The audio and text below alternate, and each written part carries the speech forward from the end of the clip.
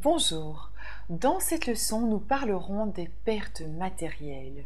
Il peut sembler dérisoire de parler d'un vase cassé dans une formation relative au deuil, quoique. La perte d'un bien matériel peut être liée à l'impression de perdre sa sécurité ou à la perte de quelque chose que l'on rattachait à un souvenir. Je pense à la maison que l'on a construite de ses mains, ou dans laquelle on a investi toutes ses économies et qui est ravagée par un incendie ou une inondation. Perte de tout ce qu'elle contenait. Plus de photos, plus rien au niveau des souvenirs matériels. Notez bien cet attachement aux objets et au passé. Tout ce qui peut nous être enlevé et auquel nous sommes attachés est tôt ou tard source de frustration. Ce qui nous rendait heureux devient la source de notre désarroi lorsque nous ne l'avons plus. Je vous pose une question. Prenez le temps d'y réfléchir en mettant quelques instants sur pause avant de continuer. Vaut-il mieux être heureux ou être en paix ?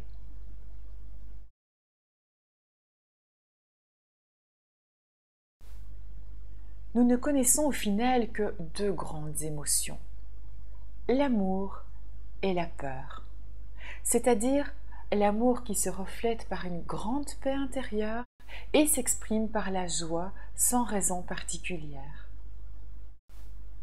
Le manque et donc le besoin d'amour se transforme en peur et se manifeste par de la jalousie, de la frustration, de la colère, de l'envie, du vol, le besoin d'avoir raison, de contrôler, la peur du regard des autres ou la peur de perdre.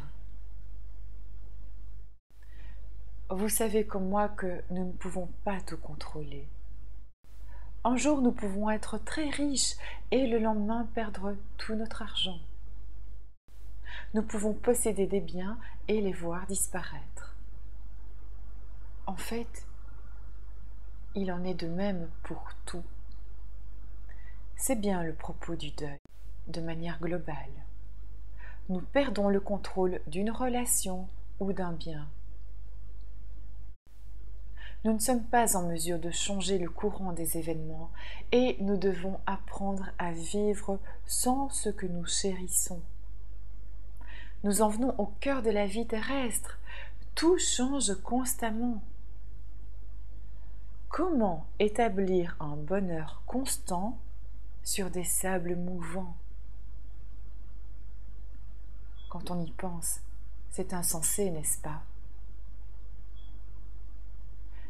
La seule chose qui ne change jamais se situe au-delà de nos limites corporelles et c'est à cet endroit que nos défunts vivent à jamais eux aussi. Le deuil nous apprend à nous reconnecter à ce moi intime, profond, toujours là, à l'état de présence et de réceptivité où nous sommes tous reliés.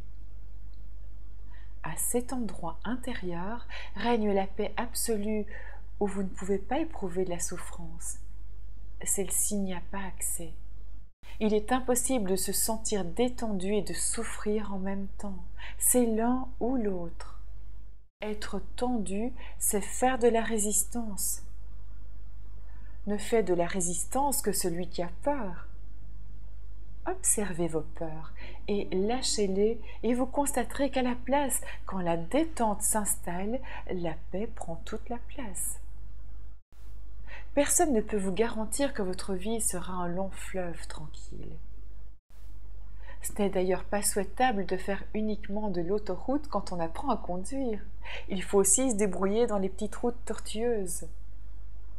La vie, c'est identique. Elle est faite d'alternance de moments faciles et d'autres plus ennuyeux, mais qui sont là pour nous secouer un peu, ou beaucoup, et qui nous incitent à nous réveiller. Le deuil est un de ces moments de la vie qui est rendu douloureux par les pensées que nous nourrissons au sujet de notre perte. Cependant, la souffrance nous pousse à chercher une issue. Elle vous conduit ici, et je me réjouis que vous commenciez doucement à comprendre que ce n'est pas le deuil qui pose problème. Ce ne sont pas les causes extérieures qui nous font mal. Elles viennent réveiller quelque chose qui est déjà là, cette frayeur épouvantable que vous avez au fond de votre petit moi et qui vous fait croire qu'il n'y a pas d'issue. Reprenez toutes les méditations depuis le début et concentrez-vous encore plus sur ce qui se passe à l'intérieur de vous. Pratiquez chaque fois que vous le pouvez, une fois l'une, une fois l'autre. Amusez-vous, détendez-vous et respirez.